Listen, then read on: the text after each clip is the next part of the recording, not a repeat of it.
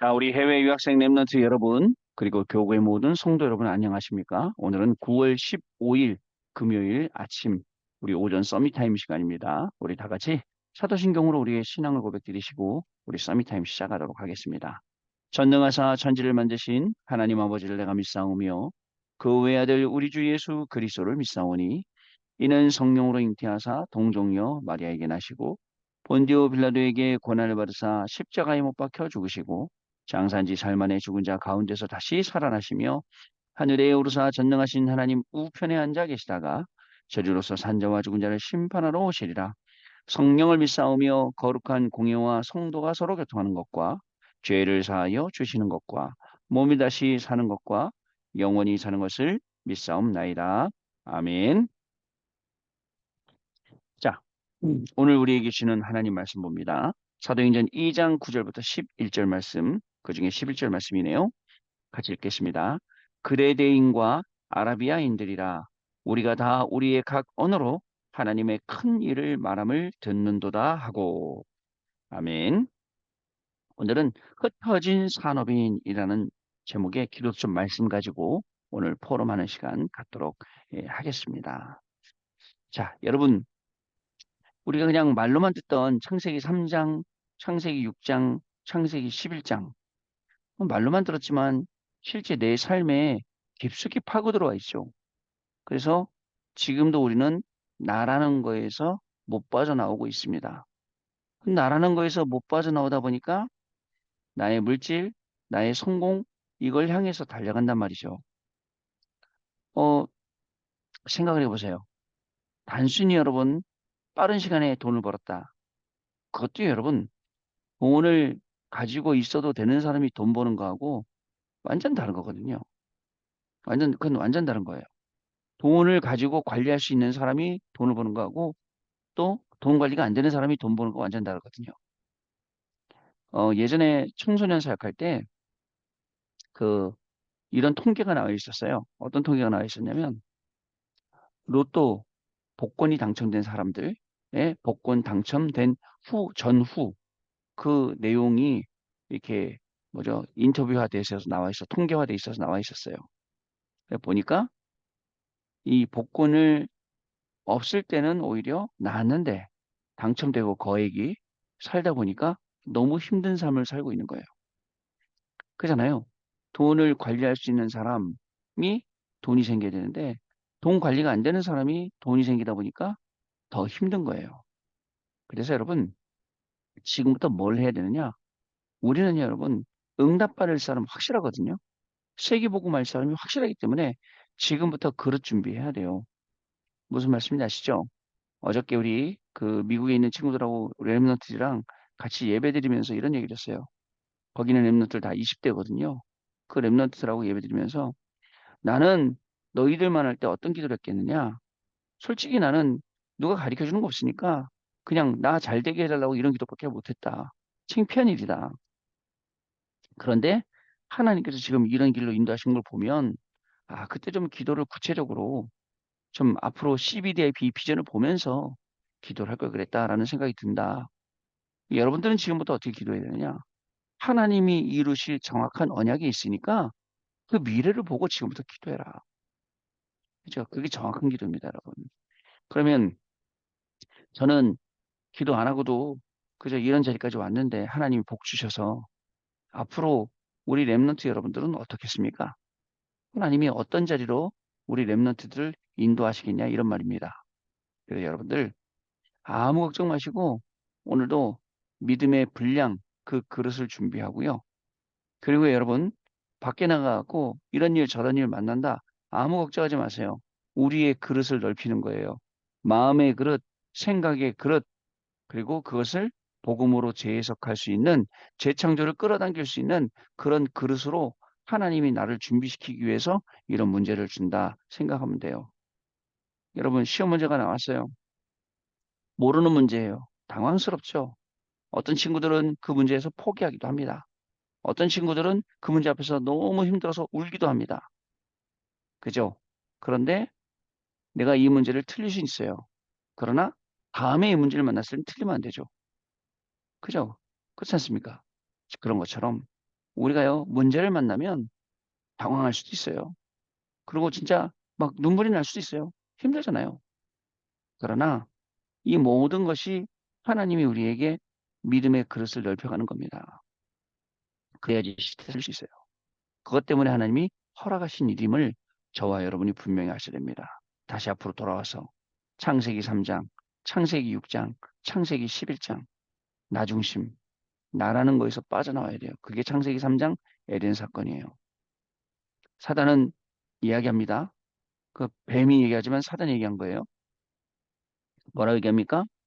네가 그것을 먹는 날에는 눈이 밝아져서 하나님처럼 된다. 눈 밝아졌죠? 어떤 눈이 밝아졌습니까? 육신의 눈이 밝아졌어요. 그리고 자기들이 벗은 줄 알게 되었죠.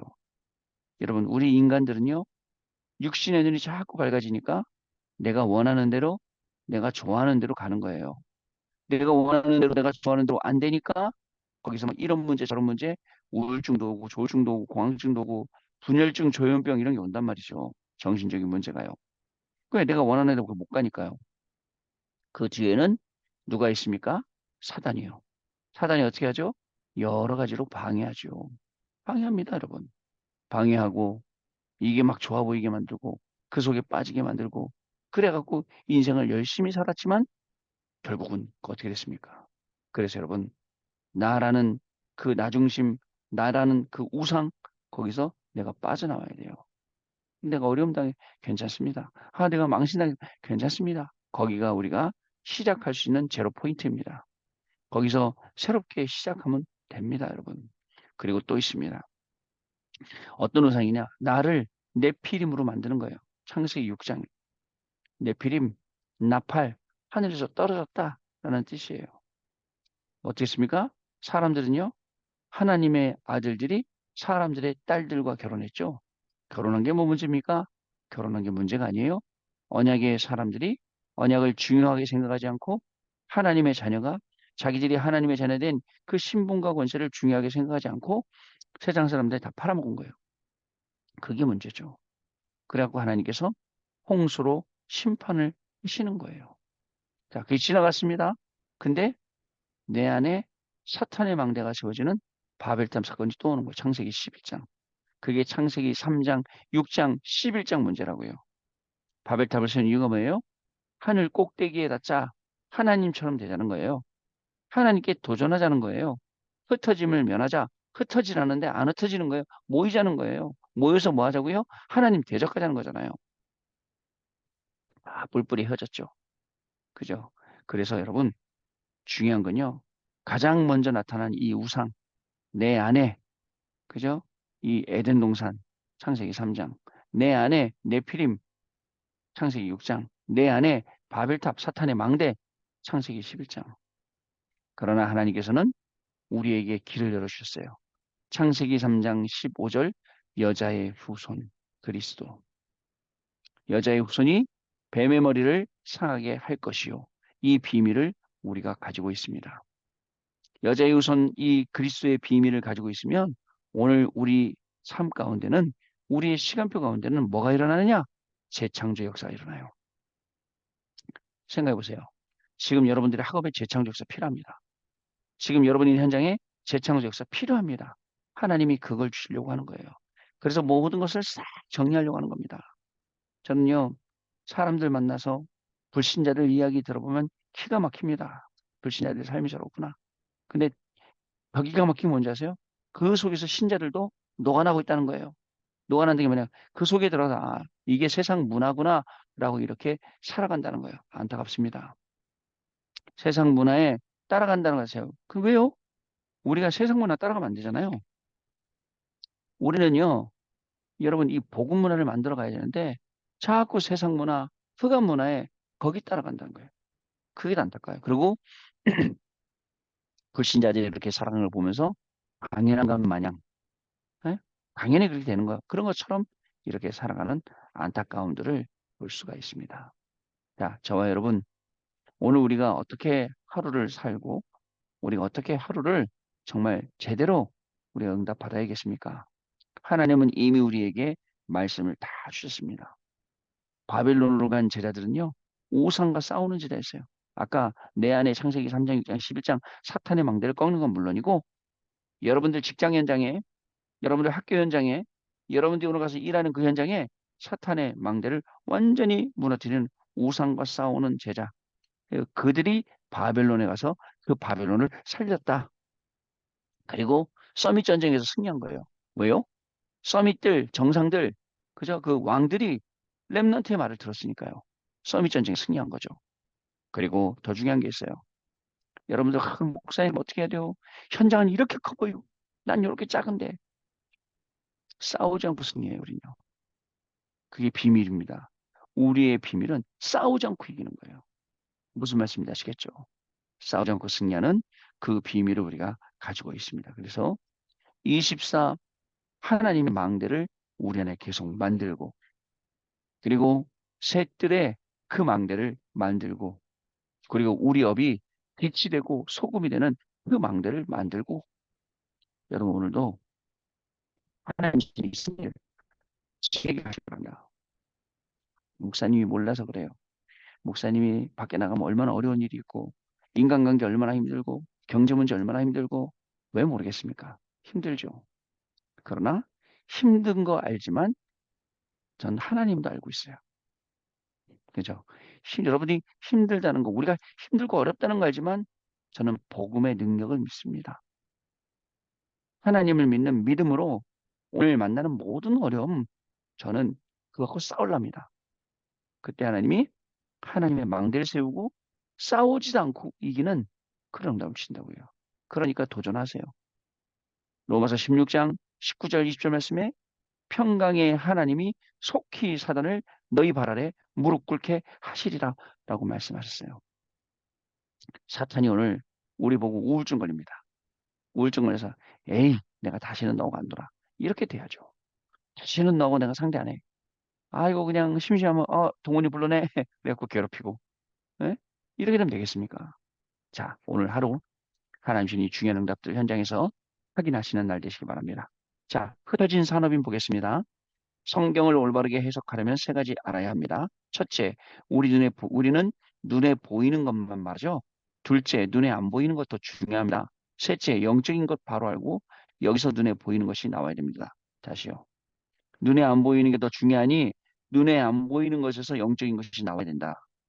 자, 사탄은 영적인 힘을 가지고 12가지로 세상을 장악했어요.